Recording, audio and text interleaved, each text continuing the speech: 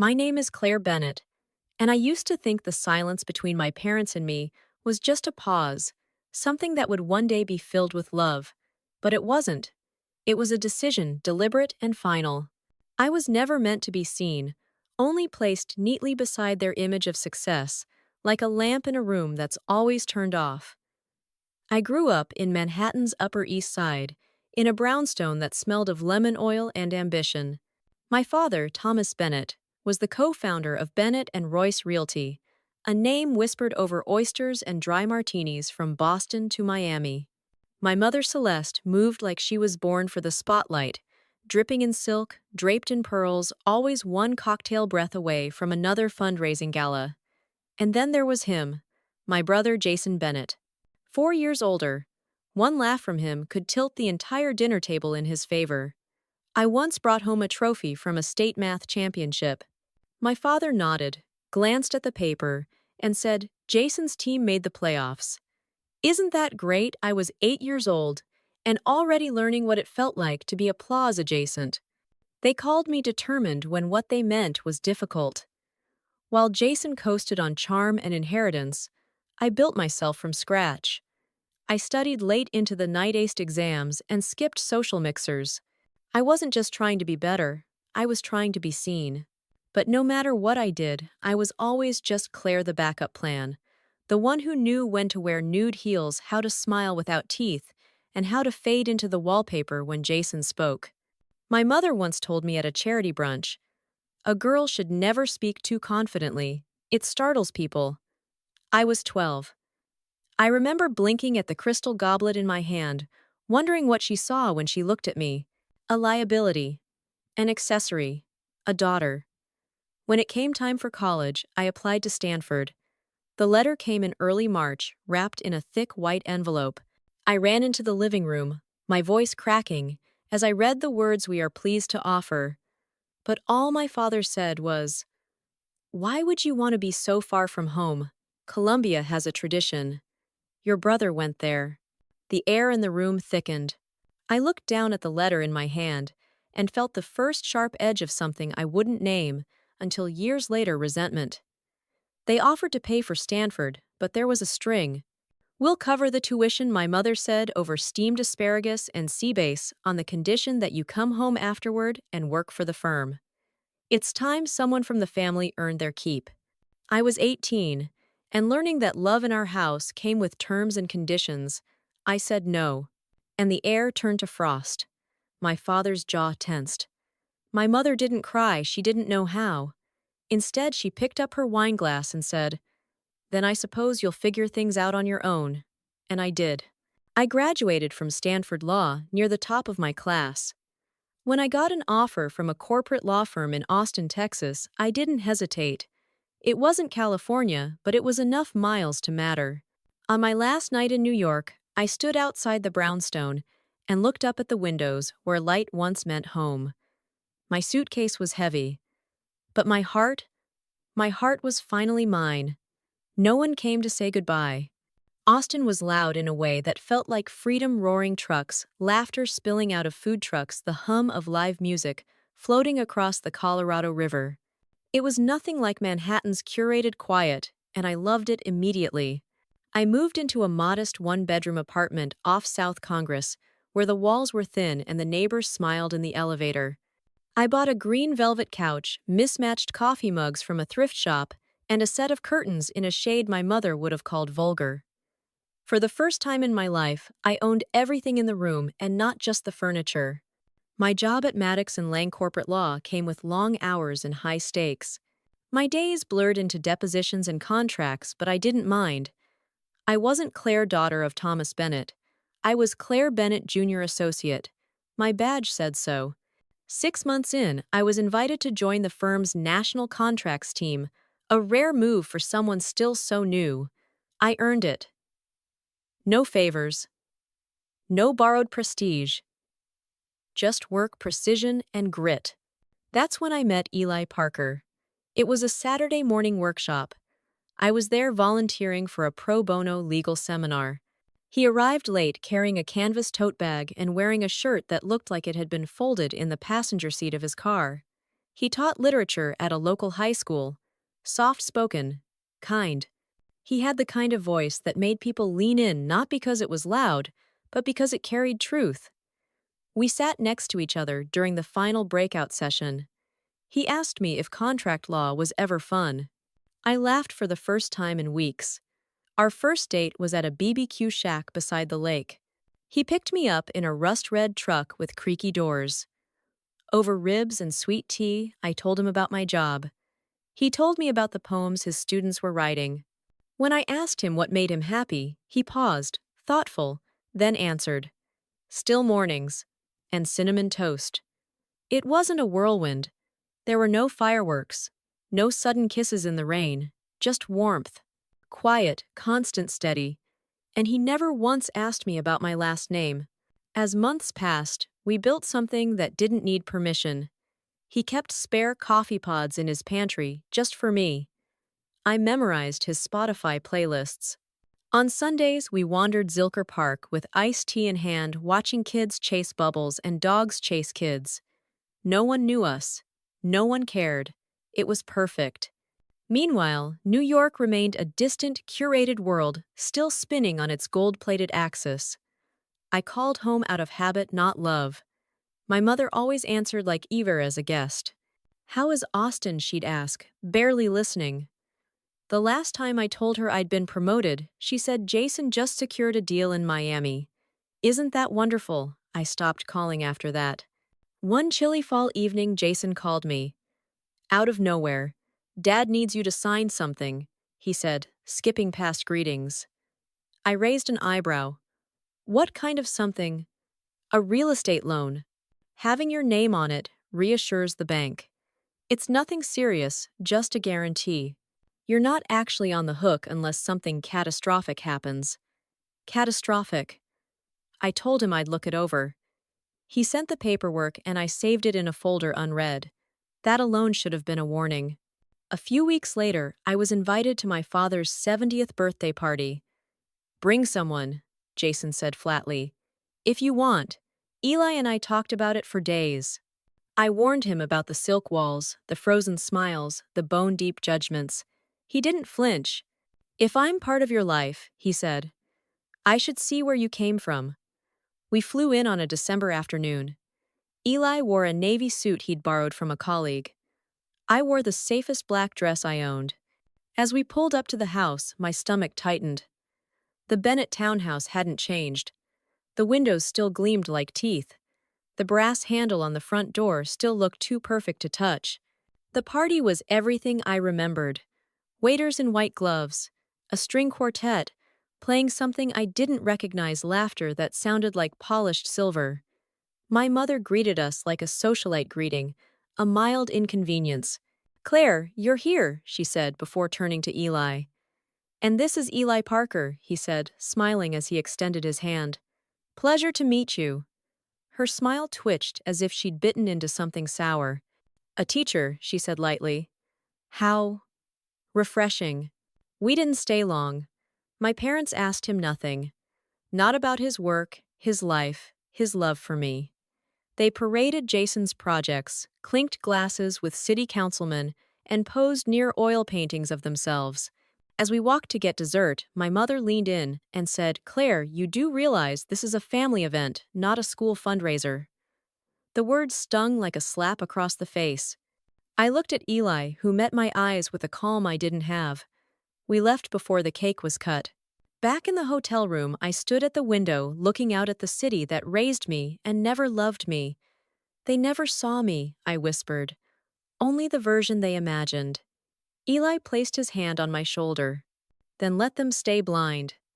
I didn't return to New York after that night, not for holidays, not for birthdays, not even when my cousin got married and sent me a formal embossed invitation. I had already learned the truth: my presence was only valuable when it served a purpose. 2 months later, my phone buzzed during a quiet lunch at the office. Eli had brought me tamales from a new food truck across the river. I was smiling when I picked up my phone until I saw who was calling. Jason again. I let it ring out. 5 minutes later, another call came: my father. Against my better judgment, I answered. Claire, he said. No hello, no warmth. I assume you've seen the photos from Montauk. I hadn't, but I opened Instagram as he spoke. A cousin had posted a group shot by the lake house. Everyone was there, my parents, Jason and his wife, my aunts, even Uncle Vince from Arizona, who hadn't visited in years. The caption read, Bennett Family Summit, prepping for the Korea deal. My breath caught in my throat. You didn't invite me, I said flatly. There are strategic reasons, my father said, voice clipped. The investors from Seoul are particular about family image. It's not personal. Not personal. You think I'd ruin the photo, I said bitterly. Your choices complicate the narrative, he replied. Your boyfriend, your job, your lifestyle, they don't exactly align with what we're presenting. I laughed, but it came out dry and sharp. So I'm not part of the Bennett narrative anymore. You're being overly sensitive, he said. This is business. I hung up. That night, Eli didn't try to fix anything. He didn't offer solutions or call them names. He just made me tea, set it beside me, and sat there while I stared at the ceiling. Around midnight, I opened the folder Jason had sent a year earlier, the one with the real estate loan. My eyes scanned each page slowly, every clause and term hitting like a hammer. Page 12, Financial Guarantor, Claire Bennett. My signature. Except, not quite. The loop in the C wasn't mine. The tail of the R curved too early, and the I in Bennett was dotted a little too far left. I didn't remember signing this, because I hadn't. The next morning, I called Hannah, my attorney and former law school friend. I want to revoke my name as guarantor, I said. She didn't respond right away. Then you realize, that will shake things up. I know, I said. I'm done being used. By 3:00 p.m. that same day, the withdrawal paperwork was sent to Texas National Trust, the issuing bank. The clause in the agreement required the company, my father's company, to replace the guarantee or repay the $1.5 million loan in full within 30 days. At 6:30 that evening, my phone lit up with call after call. Jason, my mother, a blocked number, the Moore Financial Office. I ignored everyone. I sat on Eli's balcony with a glass of wine legs pulled up to my chest, staring at the night sky while he quietly reheated soup in the kitchen. Need me to do anything, he asked. I shook my head. I already did it. That night I slept for 10 hours straight. No dreams. No waking up in a panic. Just sleep. The next morning, Hannah emailed bank has acknowledged receipt. Moore Holdings has 30 days to respond. It was done. 2 days later, Jason appeared at my office with a man in a navy suit and a face like wet cement. My assistant Kelsey looked panicked when she whispered through the door. He says it's urgent. Private. I stared at the glass of water on my desk, then nodded. 8th floor conference room. 10 minutes. When I entered, Jason stood stiff in his gray suit, bags under his eyes. The man introduced himself as Raymond Hess, interim financial officer for Moore Holdings. He looked like someone who had been sent to clean up a mess, not prevent one. Jason opened a leather folder, sliding 2 sets of documents across the table. Claire, he said, these are loan agreements from 2021. One for Nashville equipment financing. Another for working capital on the Miami project. I frowned. I never signed anything for Miami. He looked down. We know. I picked up the first page.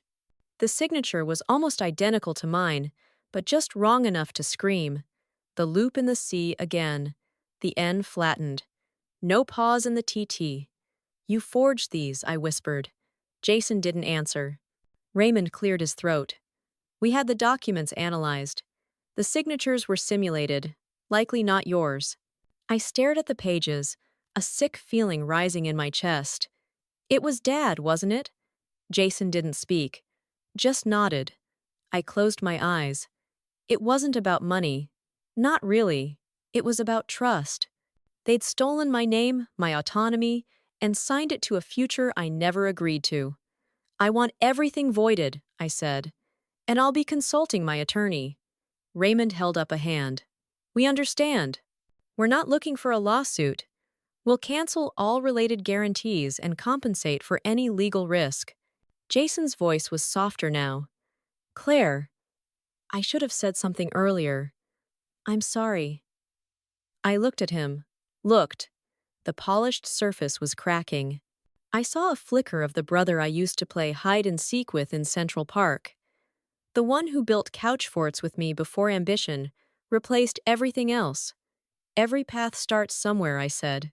Let's see where this one goes. I left the room with the forged documents in hand, chest tight, but not from fear.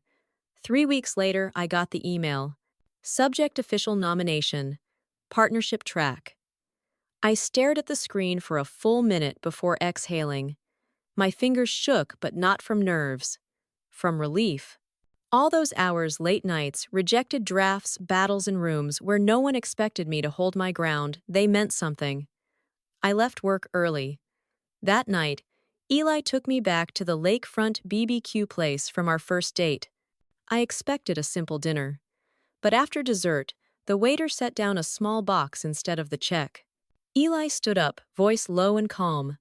Claire Bennett, you've spent your whole life proving you're worthy. But I already know you are. Will you let me walk beside you wherever this life goes? I didn't speak right away. My throat closed up. But then I nodded. For the first time in my life, I said yes. Not out of fear, not to please anyone, but because I wanted to. I didn't announce our engagement publicly.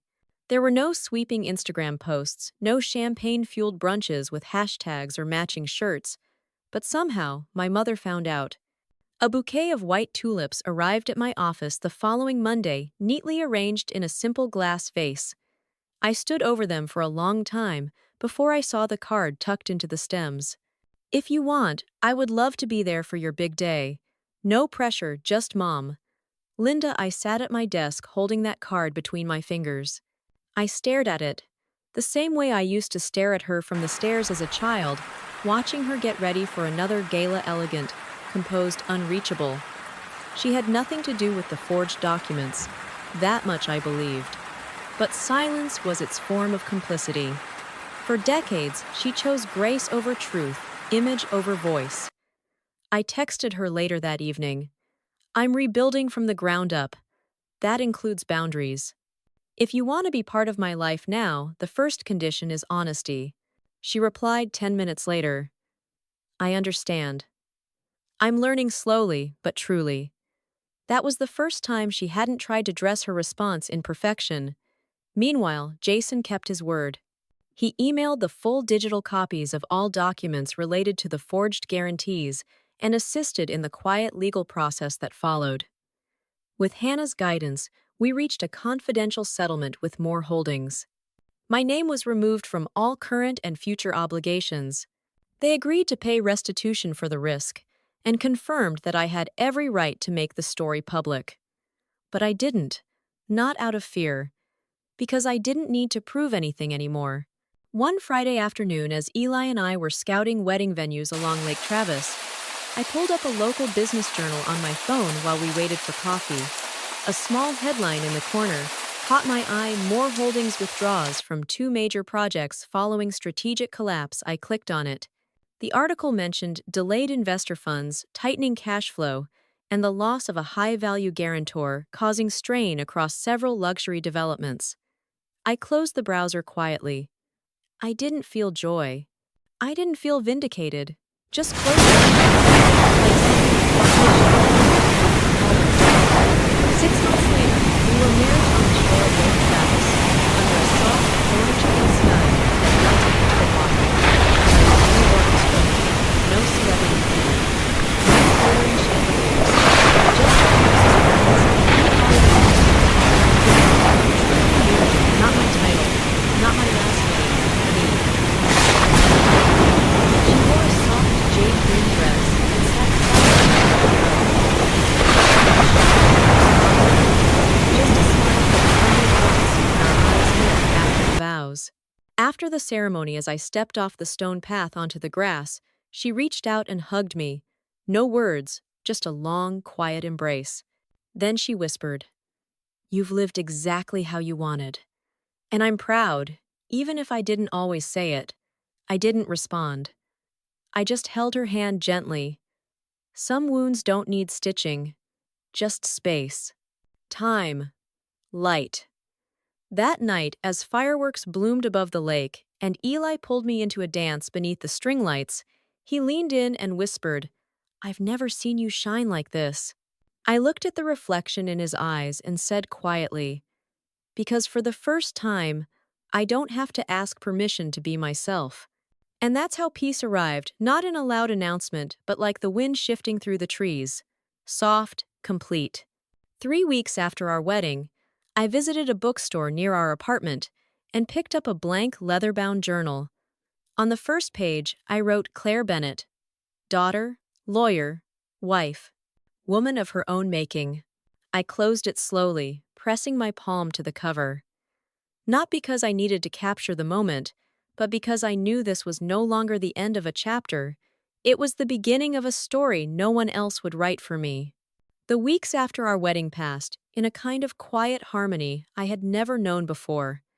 Every morning, Eli would kiss my temple before heading out with a cup of coffee in hand. I'd sit by the window sunlight pouring across the hardwood journaling, reading or just breathing. Not rushing, not proving, just being. I still worked long hours. The law doesn't soften just because your life does. But it felt different now, less like climbing and more like arriving. One Monday afternoon, a letter arrived at the firm addressed to me in my father's unmistakable cursive. Not typed, not emailed. Handwritten on thick ivory stationery, the same kind he used for client notes and holiday cards. I stared at it for a long time, then slipped it into my bag without opening it. It sat on my nightstand for 3 days. Then one evening while Eli was making tea, and the world outside had gone still, I opened it. "Claire, I won't justify anything. Not the forged signatures, not the exclusions, not the silence. I only want to say I thought I was protecting the business, the name, the legacy. Maybe that was foolish. Maybe I didn't know how to protect a daughter who didn't need protecting, only understanding. Your mother says you got married. I wasn't there, but I hope it was everything you deserved. Maybe one day we can talk, really talk. Or maybe not. Either way, I know you're stronger than I ever realized. I suppose you always were. Franklin." I folded the letter slowly, then tore it in half. Not in anger, just an ending. A few weeks later, I returned to New York briefly for a client deposition. The skyline looked the same, but everything else felt smaller. The old townhouse on West 75th still stood draped in ivy and shadows. I didn't go inside. I stood across the street for 5 minutes, then walked away. I didn't owe those walls anything anymore. That fall, Eli and I bought a small house on the edge of the Barton Hills neighborhood. Nothing extravagant, just a craftsman with creaky floors, a porch swing, and a kitchen window that overlooked wild sunflowers. On weekends, I planted lavender in the yard. Eli played jazz records while grading student essays. We were building a life so quiet it echoed. One Sunday morning, I got a call from Jason.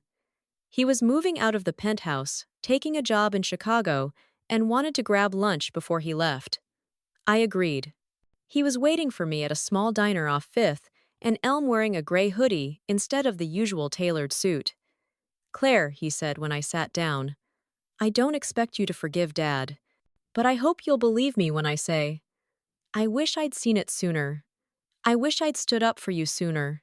I looked at him across the chipped formica table and saw not the boy who once got the bigger bedroom or the better seat at the table, but a man learning to carry his guilt. "I believe you," I said quietly. "And for what it's worth, I think this is your beginning too." We talked for 2 hours. Not about real estate or shares or strategy, just about people, choices, regret.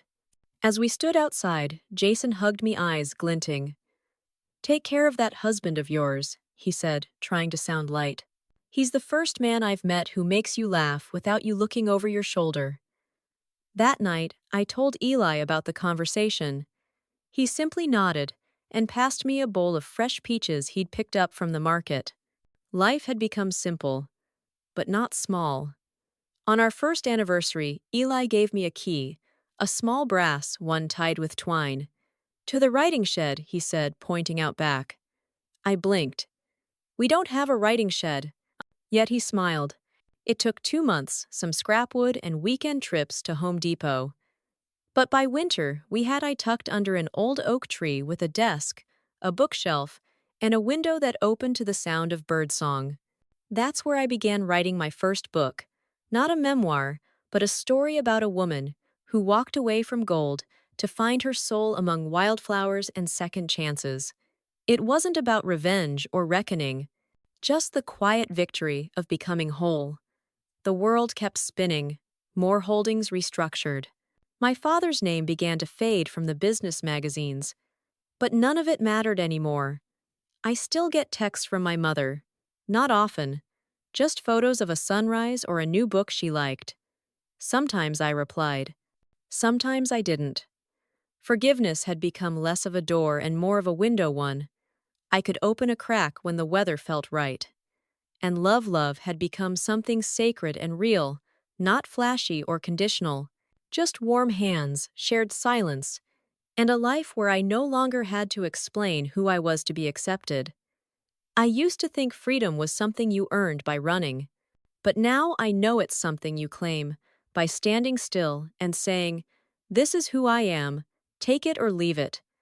My family chose to leave it, but I chose to stay with myself. Claire Moore's story isn't just about walking away from wealth. It's about unlearning the lie that love must be earned through obedience, perfection, or silence.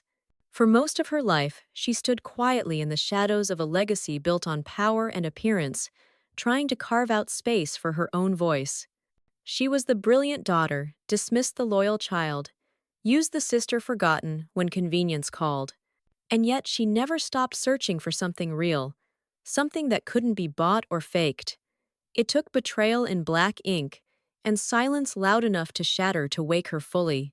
But when she did, she chose with a kind of bravery that doesn't roar, it whispers. She chose peace over performance, boundaries over bondage. A future that was hers, not a script written by someone else. Her strength wasn't in confrontation, it was in refusal. Refusal to stay silent. Refusal to carry guilt that didn't belong to her. Refusal to let others define her worth. And in choosing that path, she built a life not of castles, but of small joys morning coffee with Eli lavender in the yard and a writing shed under an oak tree. A life where she no longer needed to ask permission to be herself. Her family may never fully see her, but she finally sees herself clearly, calmly, and without apology. That's what freedom looks like. Not loud, not vengeful, but deeply, utterly honest. Some stories don't end with justice from the ones who hurt us. They end with peace inside ourselves. And sometimes that's more than enough.